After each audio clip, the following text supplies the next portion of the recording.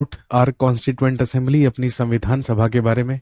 हमारी संविधान सभा का गठन 1946 में भेजे गए कैबिनेट मिशन प्लान के तहत हुआ या कैबिनेट मिशन योजना के तहत हुआ, जिसके तहत 1 जुलाई 1946 को हमारे देश में सबसे पहले कॉन्स्टिट्यूएंट असेंबली या संविधान सभा के इलेक्शंस करवाए गए। 296 सीटों पर इलेक्शंस हुए, जिसमें से 208 सीटों के साथ पूर्ण बहुमत प्राप्त हुआ कांग्रेस को। और यही रीजन है कि अगस्त 1946 में भारत के वायसराय लॉर्ड वेवेल के द्वारा कांग्रेस को आमंत्रित किया गया अपनी अंतरिम सरकार बनाने के लिए। फाइनली 2 सितंबर 1946 को भारत की सबसे पहली अंतरिम सरकार का गठन हुआ। किसकी अध्यक्षता में? भारत के वायसराय लॉर्ड वेवेल की अध्यक्षता में, जिसके उपाध्यक्ष पंडित जवाहरलाल नेहरू थे। और उस पूरे के पूरे मंत्रिमंडल में, कैबिनेट में कौन कौन व्यक्ति किस किस मंत्रालय को संभाल रहा था, वो कौन कौन सा मंत्री था, वो सारी की सारी बातें हमने डिस्कस कर ली थी। तो चलिए देर ना करते हुए अब बात को आगे बढ़ाते हैं। अंतरिम सरकार का गठन हो चुका है, संविधान सभा के चुनाव हो चुके हैं, संविधान सभा हमारी गठित की जा चुकी है। अब केवल और केवल अंतरिम सरकार के कार्यकाल शुरू होने की देर है। चलिए जी कंटिन्यू करते हैं। This is Indian polity. आप जानते हैं कि हम पढ़ रहे हैं भारत की राज्य व्यवस्था।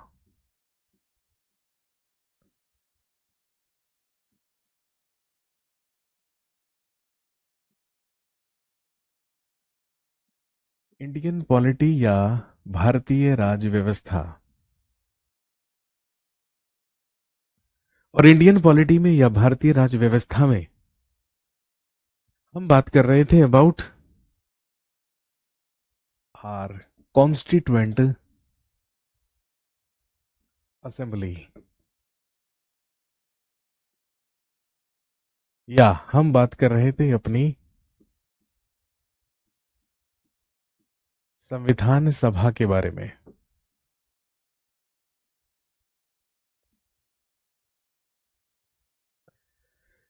जब हमारी सबसे पहली अंतरिम सरकार का गठन हो गया या जब हमारी संविधान सभा गठित हो गई, तो ध्यान रखेंगे अंतरिम सरकार की सबसे पहले 3 बैठकें हुई या 3 मीटिंग्स हुई। तो सबसे पहले हम डिस्कस करेंगे अबाउट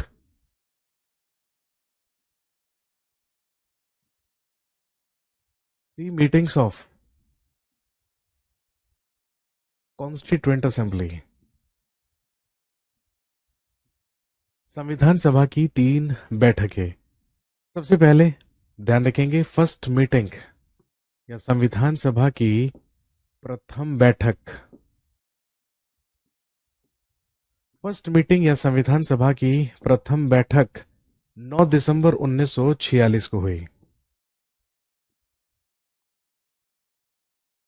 हमारी नव निर्वाचित संविधान सभा की जो सबसे पहली बैठक हुई, सबसे पहली मीटिंग हुई, वो 9 दिसंबर 1946 को हुई। और दोस्तों आप जानते होंगे कि इस मीटिंग या इस बैठक में हमारी संविधान सभा का अस्थायी अध्यक्ष या टेम्परेरी चेयरमैन, हिंदी में लिख सकते हैं अस्थायी अध्यक्ष, बनाया गया डॉक्टर सच्चिदानंद सिन्हा को।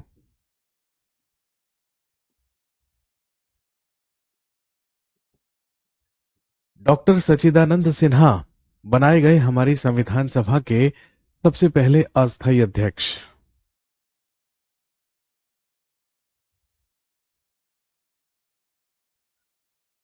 और ध्यान रखेंगे डॉक्टर सच्चिदानंद सिन्हा को ही संविधान सभा का पहला अस्थायी अध्यक्ष या टेम्परेरी चेयरमैन क्यों बनाया गया?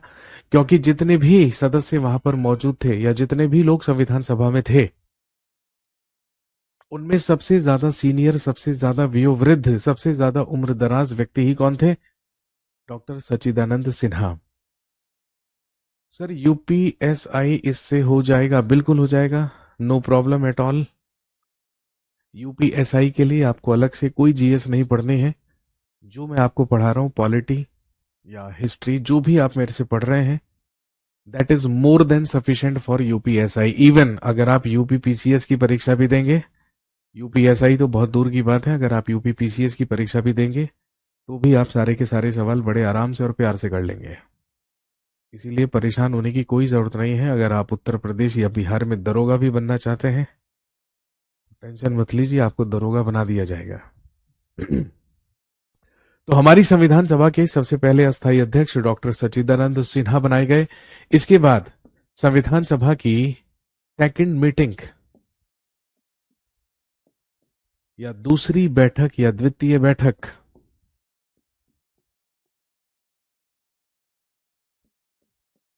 11 दिसंबर सन 1946 को हुई, 2 दिन के बाद। और ध्यान रखेंगे, संविधान सभा की इस दूसरी बैठक में ही हमारी संविधान सभा के स्थायी अध्यक्ष या चेयरमैन बनाए गए डॉक्टर राजेंद्र प्रसाद, और उपाध्यक्ष यानी कि वाइस चेयरमैन बनाए गए डॉक्टर H.C. मुखर्जी यानी कि हरीश चंद्र मुखर्जी। तो हमारी संविधान सभा के स्थायी अध्यक्ष बने डॉक्टर राजेंद्र प्रसाद।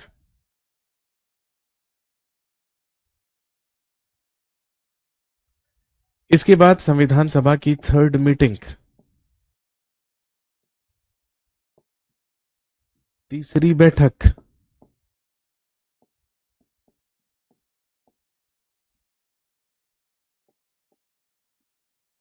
13 दिसंबर सन 1946 को हुई। और ध्यान रखेंगे, इसी बैठक में सबसे ज्यादा महत्वपूर्ण काम हुआ, सबसे ज्यादा इंपॉर्टेंट काम हुआ। और वो इंपॉर्टेंट काम क्या था? लिखेंगे objective resolution of Indian constitution. Objective resolution of Indian constitution was presented by Pandit Jawaharlal Nehru. Pandit Jawaharlal Nehru के द्वारा संविधान की उद्देशिका पेश की गई।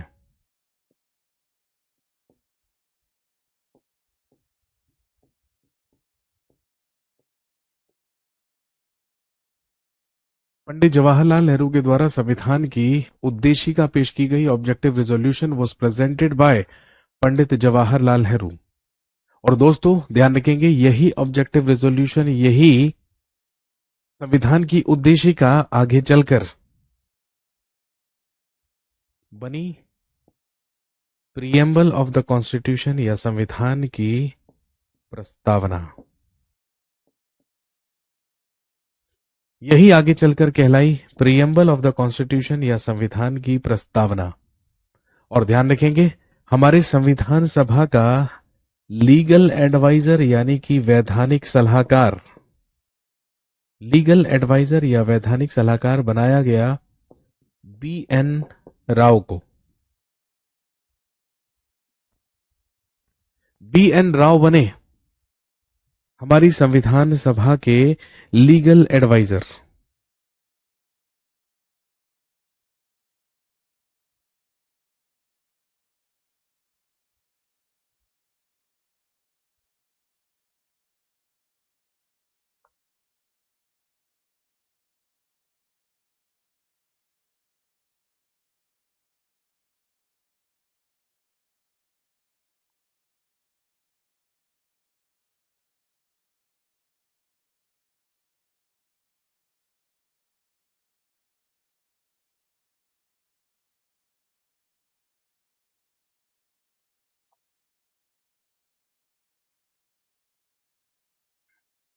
ये थी हमारी संविधान सभा की शुरुआती 3 बैठकें या 3 meetings.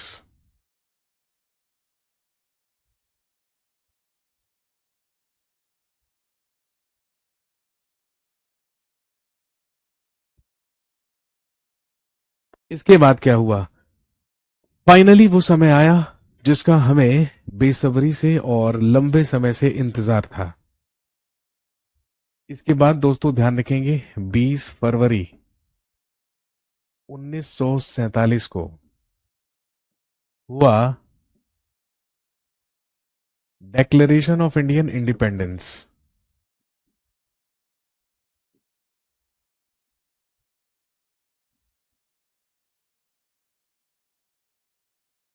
Declaration of Indian independence या भारतीय स्वतंत्रता की घोषणा।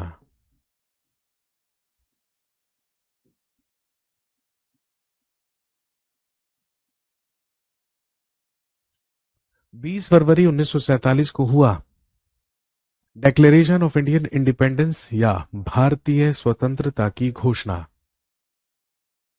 किसके द्वारा? Obviously prime minister of Britain. Bharat की आजादी की घोषणा ब्रिटेन के प्रधानमंत्री के द्वारा की गई।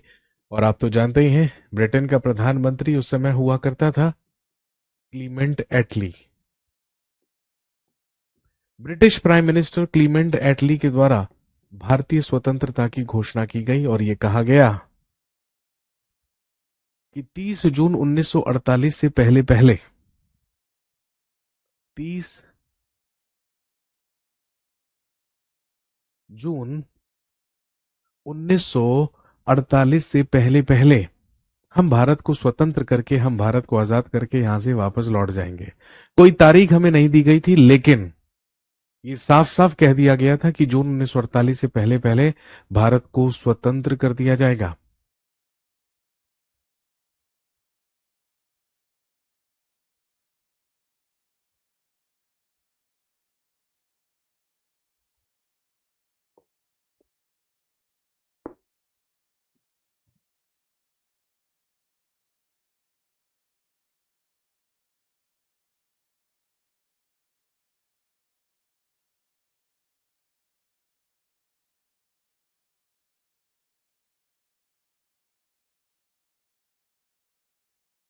संविधान सभा की 3 बैठकें हो चुकी थी। संविधान सभा में हमारे संविधान का उद्देश्य प्रस्ताव या उद्देशिका पेश की जा चुकी थी, ऑब्जेक्टिव रेजोल्यूशन पेश किया जा चुका था।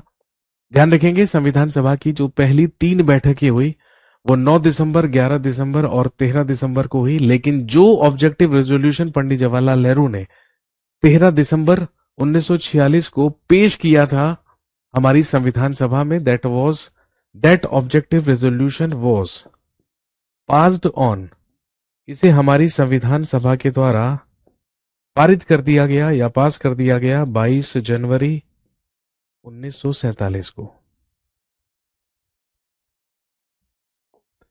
इसके बाद 20 फरवरी 1947 को भारतीय स्वतंत्रता की घोषणा कर दी गई और इसी के अगले ही महीने मार्च 1947 में भारत का अंतिम वायसरॉय बनकर आया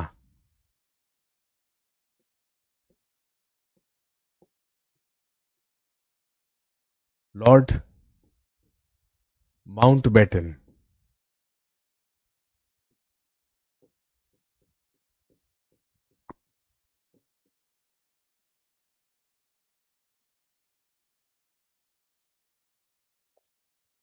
मार्च 1947 में भारत का अंतिम वायसराय बनाकर भेजा गया लॉर्ड माउंटबेटन को।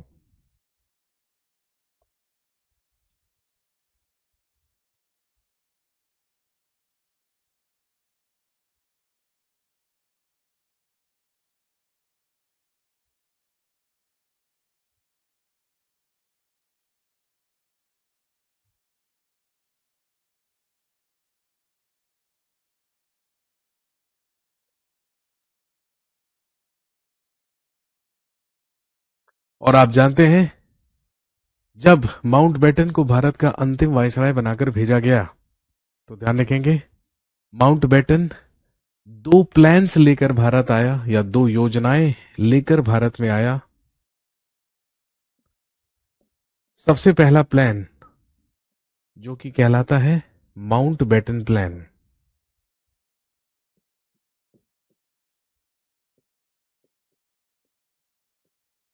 या माउंटबेटन योजना। और आप जानते होंगे इसी प्लान के तहत हुआ पार्टीशन ऑफ इंडिया।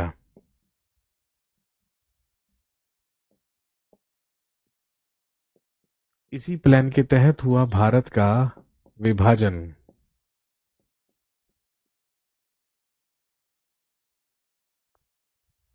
और दूसरा प्लान ये लेकर आया जो कहलाया Dickie Bird plan.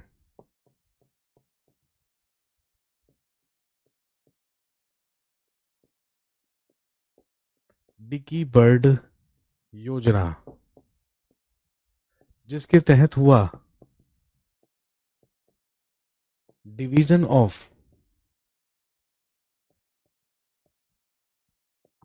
Constituent assembly.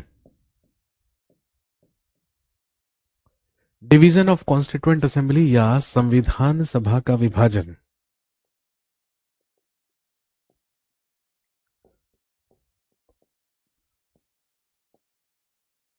संविधान सभा का विभाजन डिकी बर्ड प्लान के तहत किया गया।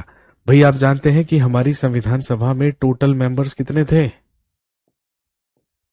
लास्ट क्लास में ही हमने पढ़ा था 389, जिसमें से 299 मेंबर्स तो भारत में रहे, बाकी 90 मेंबर्स चले गए पाकिस्तान। भारतीय संविधान सभा का अध्यक्ष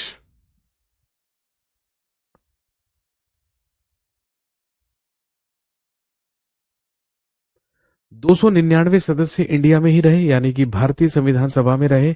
90 सदस्य पाकिस्तानी संविधान सभा में शामिल हो गए, पाकिस्तान चले गए। और आप जानते हैं भारतीय संविधान सभा के अध्यक्ष डॉक्टर राजेंद्र प्रसाद बनाए गए थे, लेकिन पाकिस्तानी संविधान सभा के अध्यक्ष बना दिए गए मोहम्मद अली जिन्ना। मोहम्मद अली जिन्ना को पाकिस्तानी संविधान सभा का अध्यक्ष बना दिया गया।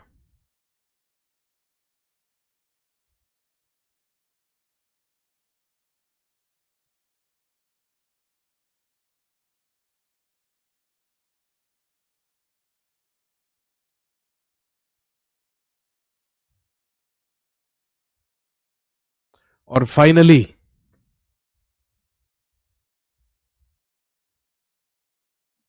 4 जुलाई 1947 को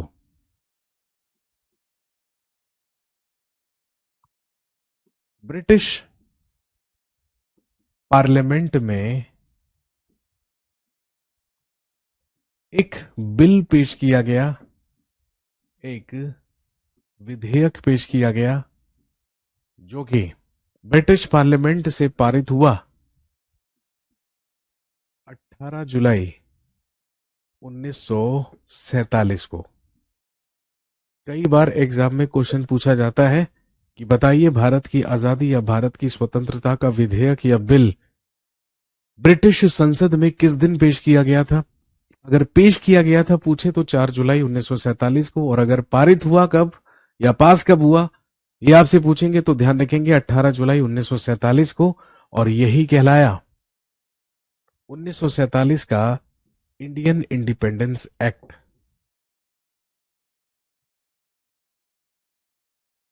या भारतीय स्वतंत्रता अधिनियम।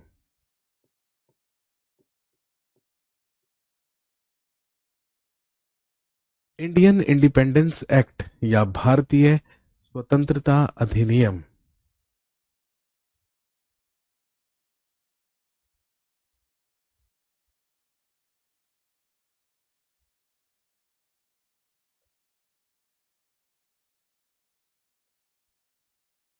इंडियन इंडिपेंडेंस एक्ट या भारतीय स्वतंत्रता अधिनियम 18 जुलाई 1947 को पारित हुआ।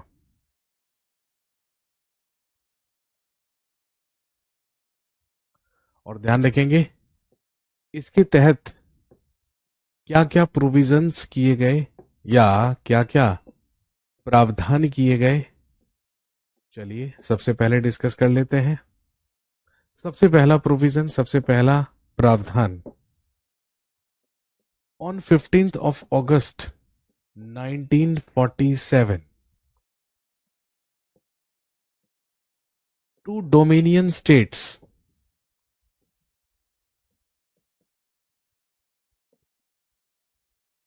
that is India and Pakistan, will be established.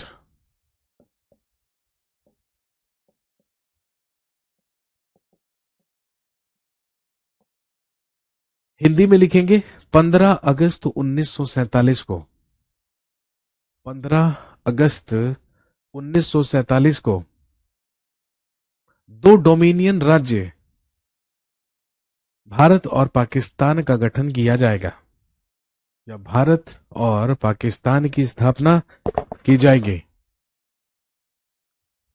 विभाजन हुआ क्यों था? रीजन तो बताया नहीं आपने बेटे, आप शायद भूल रहे हो, हम इंडियन पॉलिटी पढ़ रहे हैं, इंडियन हिस्ट्री नहीं, इसलिए आप टेंशन मत लीजिए।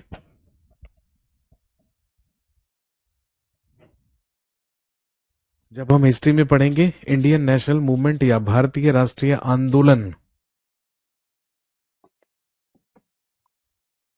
उसमें सारी की सारी बात आप अपने आप जान जाएंगे।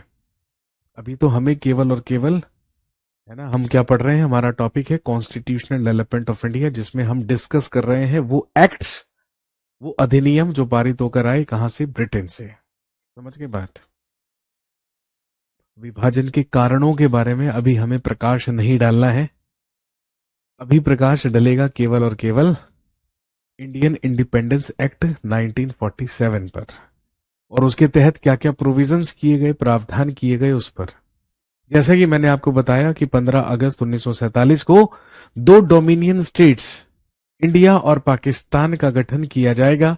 ये सबसे पहला रिकमेंडेशन या सबसे पहला प्रोविजन किया गया, प्रावधान किया गया इस एक्ट के तहत।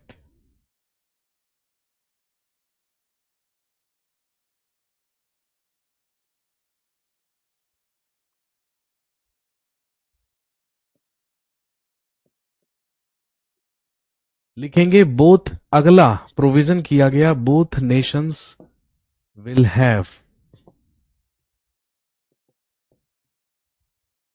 Different and separate governor generals and prime ministers. Hindi में आप लिख सकते हैं दोनों ही राष्ट्रों के लिए, दोनों ही देशों के लिए या दोनों ही राष्ट्रों के लिए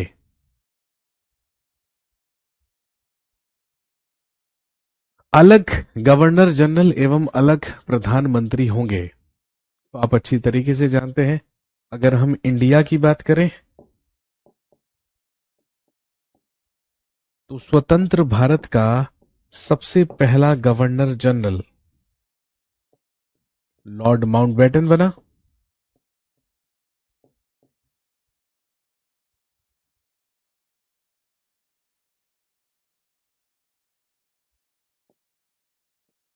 और आप जानते हैं स्वतंत्र भारत के सबसे पहले प्रधानमंत्री पंडित जवाहरलाल नेहरू बने। और उधर अगर पाकिस्तान की बात करें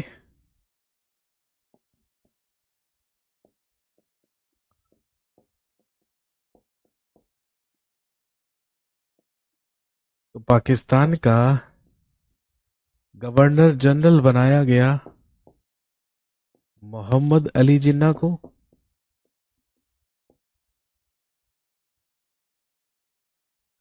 और पाकिस्तान के फर्स्ट प्राइम मिनिस्टर, याद कीजिए पिछली क्लास में आपको बताया था, हमारी अंतरिम सरकार में वित्त मंत्री थे लियाकत अली खान। यही स्वतंत्र पाकिस्तान के सबसे पहले क्या बने? प्रधानमंत्री बने, प्राइम मिनिस्टर बने।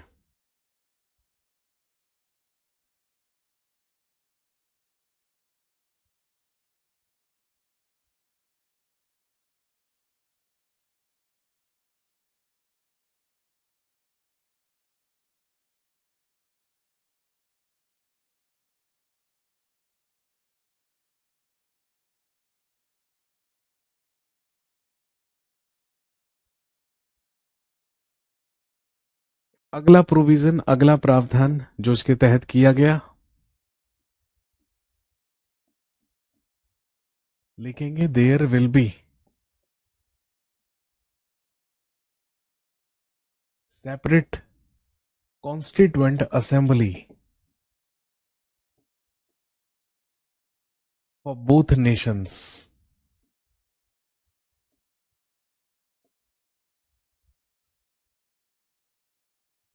दोनों देशों के लिए अलग संविधान सभा होगी। अब क्योंकि माउंटबेटन प्लान में हमारी संविधान सभा को भी क्या किया गया, विभाजित किया गया, इसीलिए इंडियन इंडिपेंडेंस एक्ट के तहत ये प्रोविजन कर दिया गया कि जब तक भारत का संविधान या दोनों राष्ट्रों का संविधान बनकर लागू नहीं होगा, तब तक इंडियन कॉन्स्टिट्यूएंट असेंबली के 299 मेंबर्स और पाकिस्तानी कॉन्स्टिट्यूएंट असेंबली के 90 मेंबर्स ही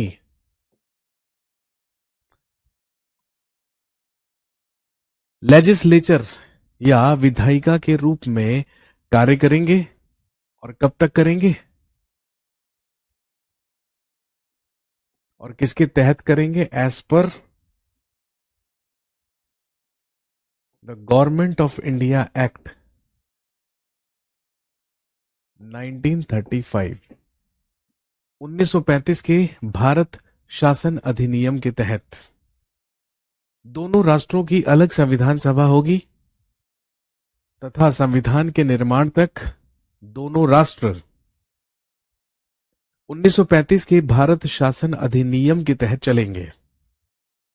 यह दोनों ही राष्ट्रों का शासन भारत शासन अधिनियम 1935 के तहत चलाया जाएगा या 35 के तहत चलेगा। यह प्रोविजन किया गया 1947 के Indian independence act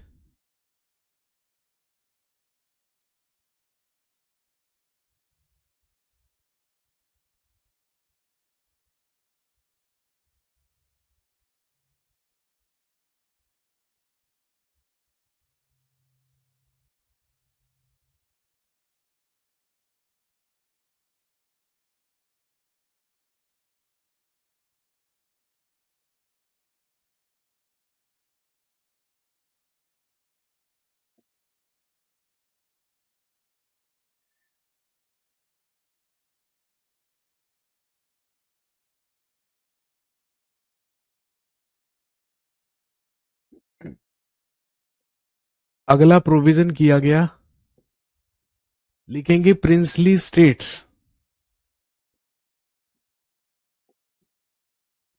will get the right to include in India or in Pakistan।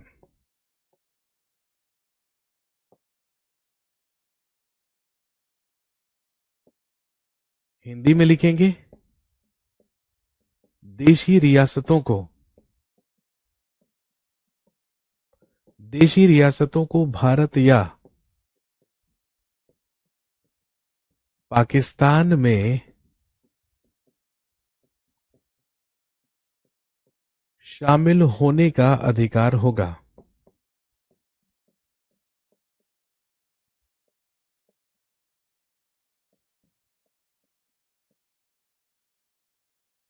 देशी रियासतों को भारत या पाकिस्तान में शामिल होने का अधिकार होगा। तो भारत में जितनी भी देशी रियासतें थी उनके पास ये स्वतंत्रता होगी। वो चाहे तो भारत संघ में शामिल हो सकते हैं, अगर वो चाहे तो वो पाकिस्तान में शामिल हो सकते हैं। That is up to them. वो पूरी तरीके से उन्हीं पर निर्भर करेगा कि वो जिस अधिराज्य में डोमिनियन स्टेट में जाना चाहते हैं वो वहां पर जा सकते हैं।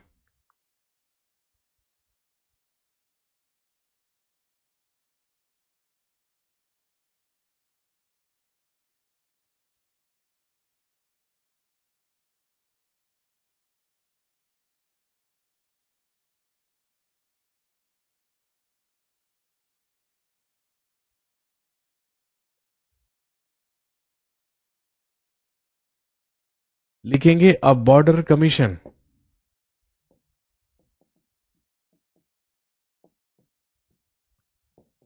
will be established in the chairmanship of A border commission will be established in the chairmanship of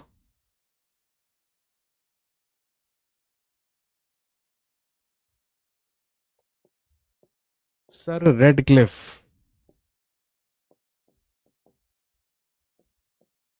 Hindi में लिखेंगे सर रेडक्लिफ की अध्यक्षता में, सर रेडक्लिफ की अध्यक्षता में दोनों राष्ट्रों के लिए, दोनों राष्ट्रों के लिए एक सीमा आयोग का गठन किया जाएगा।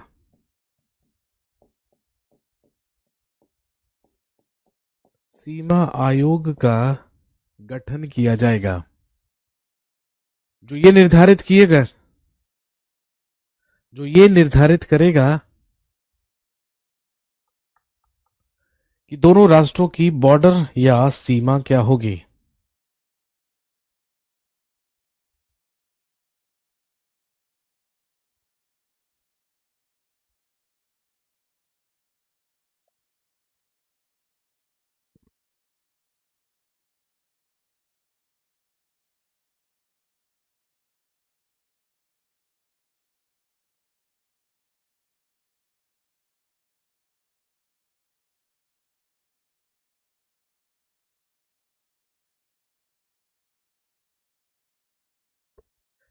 Next,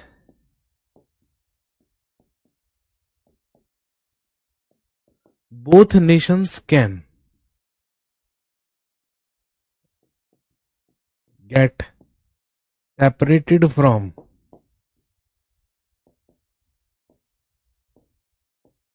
the membership of Commonwealth.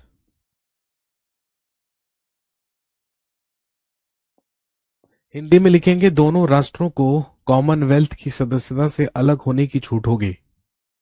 दोनों राष्ट्रों को कॉमनवेल्थ से पृथक होने या अलग होने की छूट होगी। तो दोस्तों, ये था constitutional development of India, Bharat का संवैधानिक विकास, जिसके तहत हमने बात की 1773 की रेगुलेटिंग एक्ट से लेकर 1947 के इंडियन इंडिपेंडेंस एक्ट तक। भारत को स्वतंत्रता मिल चुकी है, भारत आजाद हो चुका है। अब अगली क्लास में जब हमारी मुलाकात होगी तो हम बात करेंगे एक महत्वपूर्ण टॉपिक की, जिसमें हम पढ़ेंगे मेकिंग ऑफ इंडियन कॉन्स्टिट्यूशन या भारतीय संविधान का निर्माण, जो हम शुरू करेंगे नेक्स्ट सेशन में। आज के लिए इतना ही रखते हैं। Thank you very much. Have a nice day. शुक्रिया, धन्यवाद।